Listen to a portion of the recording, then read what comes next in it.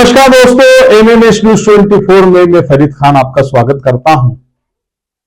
हमारे पड़ोसी देश बांग्लादेश में लगातार हालात बिगड़ते जा रहे हैं और उन्हीं बिगड़ते हुए हालातों के बीच हमने देखा कि वहां का जो अल्पसंख्यक समाज है, जो यहां पर बहुसंख्यक है, उन लोगों पर वहां पर प्रताड़ना हो रही है। उसके साथ ही हम देखें वहां पर एक जो महाराष्ट्र थे, जो कि इस्कॉन मंदिर के महाराज थे, लेकिन बाद में इस्कॉन ने उन्हें निष्कासित कर दिया, उनको भी जेल में डाल दिया। जब उनकी पैरवी करने के लिए एक वकील जो कि मुस्लिम पक्ष के थे, मुस्लिम समाज से थे, जब वो गए तो उन लोगों ने उन्हें भी मार दिया। उसके बाद एक अन्य वकील जो हिंदू समाज के थे, जब वो गए तो उन्हें भी मार दिया। मतलब जो भीड़ तंत्र होता है, भीड़ तंत्र किसी का नहीं होता है। ये तो रही बांग्लादेश की बात, लेकिन हम बात करें हमारे ही देश की, हमारे यहाँ की। हमारे यहाँ जो बहुसंख्यक समाज है, बहुसंख्यक समाज भगवान श्री राम को मानता है, उनके दिखाए हुए रास्ते पर चलता है और हमेशा लोगों को सही रास्ता दिखाने की बात करता है, क्योंकि भगवान राम ने मर्यादा में रहकर हर काम करने की सीख दी है। रामायण में उन्होंने जो कहा, एक छोटी सी बात आप लोग भी सुनिए। भगवान राम के पास जब उनके जो दुश्मन थे रावण का भाई विभीषण आता है, तो उसी दौरान सुग्रीव रोकते हैं और सुग्रीव भगवान राम से कहते हैं कि भगवान, ये हमारे पास इसलिए आया है क्योंकि ये हमारी बात इधर से ले जाकर हमारे दुश्मनों को देंगे। लेकिन भगवान राम कहते हैं कि जो हमारे पास आया है वो किसी भी रूप में आया है, लेकिन हम उसे सही मार्ग दिखाएंगे, उसे उस मार्ग पे प्रशस्त बिल्कुल चलने का रास्ता दिखाएंगे और गलत चीजों से उसे रोकेंगे। ये तो एक रामायण का, जो रामायण में लिखी हुई बात है, वो बता रहे हैं।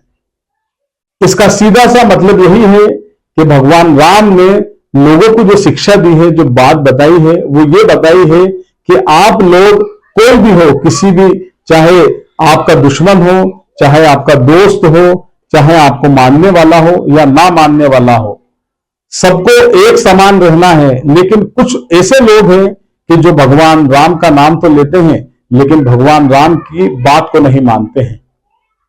ऐसा ही एक मामला मध्य प्रदेश के रतलाम का आया है, जिसमें 3 छोटे छोटे जो बच्चे हैं, उन बच्चों को एक व्यक्ति मार रहा है। पुलिस ने इस मामले की छानबीन भी कर ली है और पता भी चल चुका है कि ये कौन है, जिसमें से एक आरोपी को तो पुलिस ने अपनी गिरफ्त में ले लिया है, लेकिन दूसरा अभी भी फरार है। मामला कुछ यूं है कि वहां पर 3 बच्चे थे।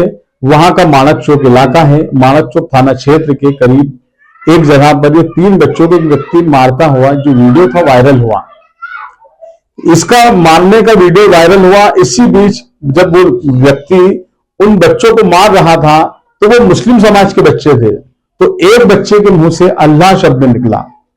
अल्लाह शब्द निकलने के बाद वो जो व्यक्ति था इतना उग्र हो गया कि उस व्यक्ति ने उस बच्चे को मुंह पर जूते ही जूते दिए और 2 जो बच्चे थे उनको भी खूब मारा।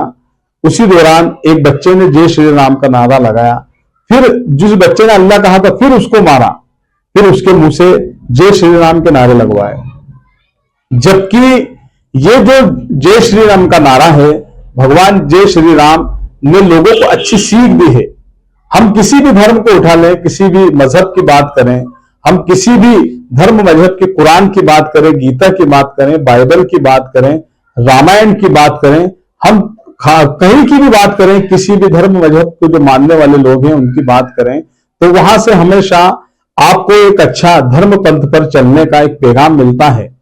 लेकिन ये कुछ ऐसे लोग होते हैं जो धर्म पंथ पर तो नहीं चलते हैं, जो धर्म को सिखाने वाले हैं, जो धर्म को समझाने वाले हैं, उनके इतर ये लोग अपनी सोच रखते हैं। क्या ये लोग सही में बिल्कुल समाज को सही दिशा दे रहे हैं? क्या समाज को हम गतिशील की ओर ले जा रहे हैं?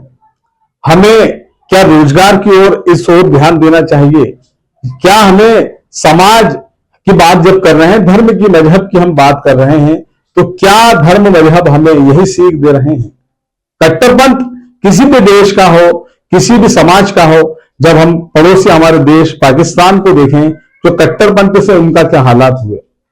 अभी वर्तमान की ये हालात हम देखें तो बांग्लादेश कट्टरपंथी को ओर चला तो वहां पर क्या हालात हुए। तो हमारे देश में हम लोगों को समझने की बहुत जरूरत है।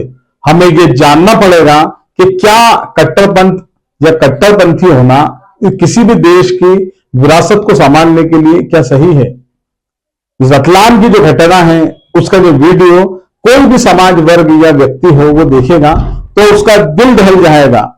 हम लोगों को समझने की बहुत जरूरत है, देखने की बहुत जरूरत है।